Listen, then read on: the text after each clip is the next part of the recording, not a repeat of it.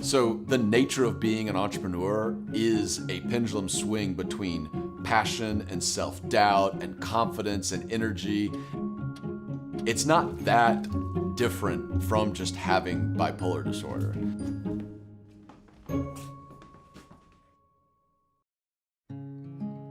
I'm the CEO of a creative services agency. In the same month that we started our creative agency in this room was the exact same month that I got diagnosed with bipolar disorder.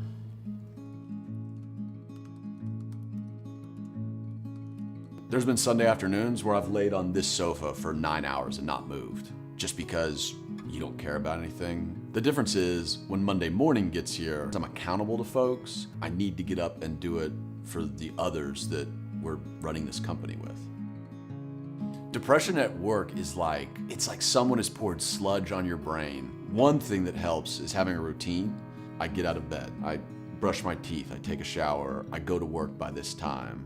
Because in depression, you don't want to do anything. And so if there's a decision that's already been made that's like, no, this is what I do, you're already on the path to keeping moving.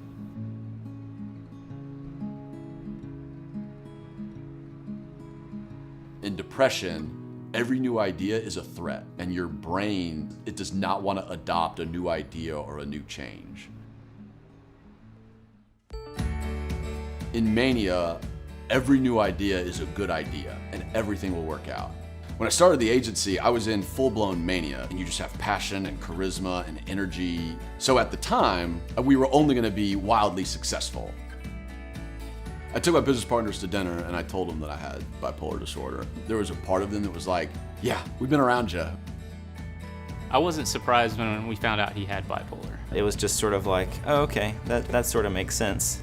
Doesn't change anything for me. Their support and the way we work together is very much the secret, I would say, to having a successful career while managing bipolar.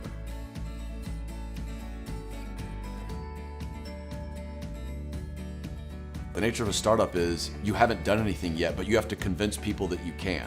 Guess what? Mania lets you do that stuff because you have a ton of excitement and charisma and you can woo people all day long. So when you wind up in a pitch room or a brainstorming session, a mind that's flooded with all these ideas is incredibly useful.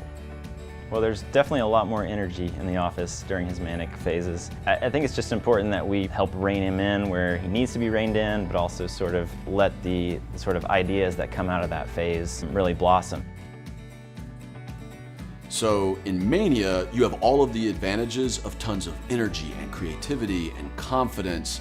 The downside is that in that same mania, you will assume risks, you will overcommit yourself to things, and everyone else around you can be afraid to be the one to put out the flame of passion because I can get offended by that in that moment. Why are you trying to slow me down? I've got all these ideas, we gotta move.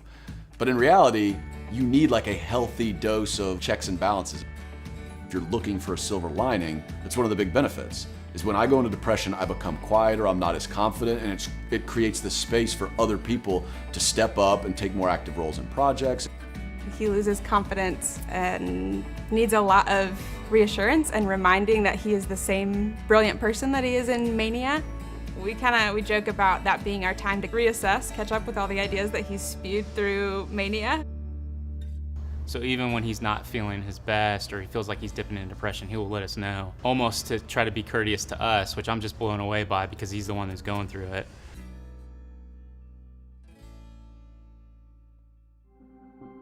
It frustrates me that bipolar is so stigmatizing and that so many people suffer with that or other mental illness and they don't ever tell anybody.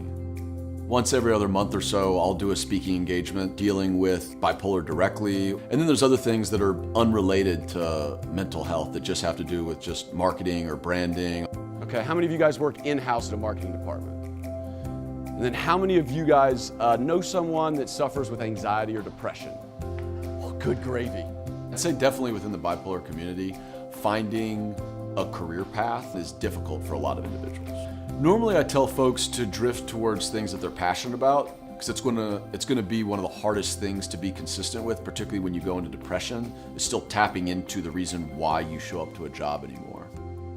Honestly, that's the thing that I love, writing the blogs, the videos, when somebody says I saw your thing, and I never thought that other people went to work thinking they were a phony, and I didn't realize that other people had to live that way, and then realizing that somebody else does it and it's gonna get better, like, this is the best news I've heard all day.